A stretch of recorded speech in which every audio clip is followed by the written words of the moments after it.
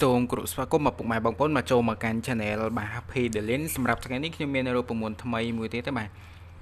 មកចែកជូនដល់ពុកម៉ែបងប្អូនទាំងអស់គ្នាណាដែលគាត់អសមត្ថភាពប្រភេទបាទរួមភេទបានយូរបាទជាពិសេសខាងពូបាទអ៊ំតា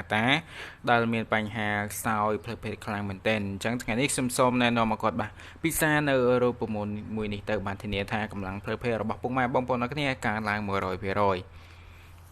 អញ្ចឹងសម្រាប់រូបមន្តរួមមានពងមាន់មួយគ្រាប់ហើយនេះផ្លែប៉ោមពុកម៉ែបងប្អូនបាទអាចរកទិញបាននៅតាមផ្សារហើយទី2គឺបាទទី3គឺទឹកដោះគោឆាវហើយទី4នេះគឺទឹកឃ្មុំ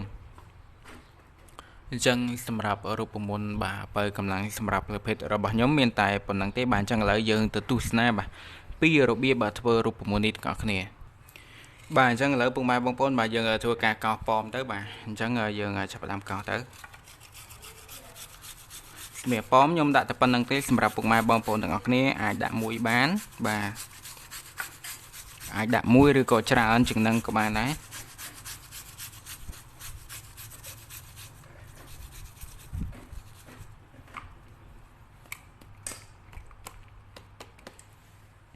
អញ្ចឹងល្មមហើយបាទយើងយកការទឹកដោះគោយើងចេញមកបាទអញ្ចឹងឥឡូវយើងធ្វើការគូសពងមាន់ដាក់ទៅអញ្ចឹងយើងដាក់ពងមាន់ចូលទៅអញ្ចឹងយើងកូរពងមាន់តិចមកបាទកូរដើម្បីឲ្យវាបែកពងមាន់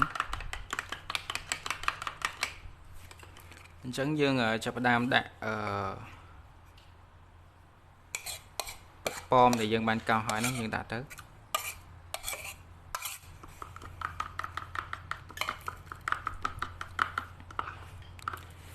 អញ្ចឹងជាចុងក្រោយគឺយើងត្រូវដាក់ទឹកឃ្មុំចូលទៅពុកម៉ែបងប្អូនទាំងអស់គ្នាបាទសម្រាប់ទឹកឃ្មុំយើងដាក់តាមចិត្តរបស់យើងទៅចូលចិត្តផ្អែមឬក៏មិនចូលចិត្តផ្អែមបាទយើងលៃលោកទៅតាមហ្នឹងទៅបាទ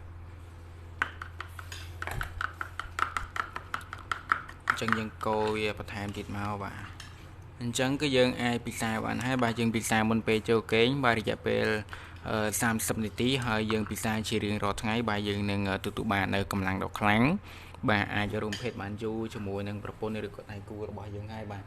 អញ្ចឹងសម្រាប់អ្នកខ្សោយផ្លូវភេទបាទអ្នកណាដែលមិនទាន់បានធ្វើពិសាបាទបញ្ញាប់ធ្វើពិសាទៅអញ្ចឹងវីដេអូរបស់ខ្ញុំមានតែប៉ុណ្្នឹងទេបាទសូមអរគុណសម្រាប់ការទស្សនាហើយកុំភ្លេចចុចនៅ Subscribe Channel របស់ខ្ញុំណាមួយផងដើម្បីទទួលបាននៅវីដេអូបាទថ្មីបាទជាបន្តទៀតបាទអញ្ចឹងសូមអរគុណនិងសូមជម្រាបលា